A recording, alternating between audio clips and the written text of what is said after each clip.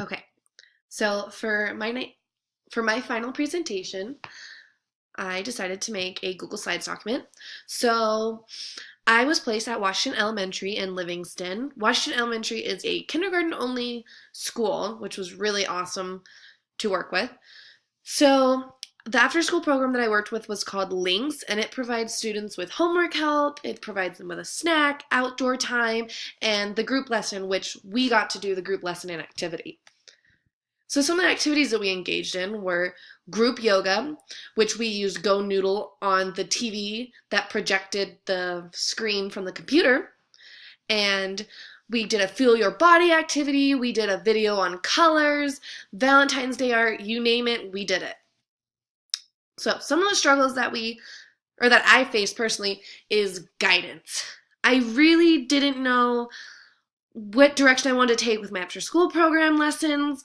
I would have loved to have a little more focused, and so for the first observation we did not really get a chance to observe the instructor because she kind of just threw us to the wolves, which was good at the end, but really hard to deal with at the beginning to figure out what I wanted to do.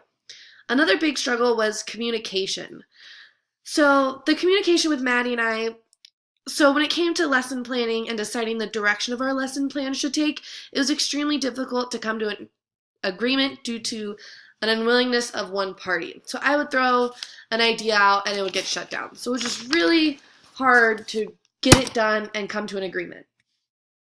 But some of the success that we had was I found that starting our days off with a movement activities, for example, like I said, using the television to project Go Noodle, it gave the students a chance to refocus their attention and get prepared for the lesson. Another huge successful thing was backup planning. So having backup lessons and activities helped us when our main lessons would end quickly or something didn't work out as planned. So future recommendations would be to ask for help. So ask Nick or anyone for help before you get overwhelmed and discouraged. Don't be afraid to ask for help. Some teaching beliefs that changed was it's not all about perfection. And so when I say it's not all about perfection, I am referring to the idea that every child's success does not look the same.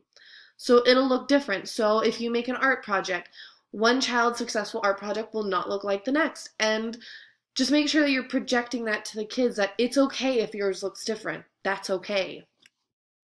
Some of the teaching beliefs that were confirmed is a huge part of being a successful teacher is to be extremely organized and have backup lesson plans, like I said, and have everything laid out step by step, how much time you want to spend on one activity in order to create a successful classroom environment. And another thing that this confirmed was that this is what I'm meant to do with my life, and I'm meant to be a kindergarten teacher and hopefully mold the future generations. Thank you.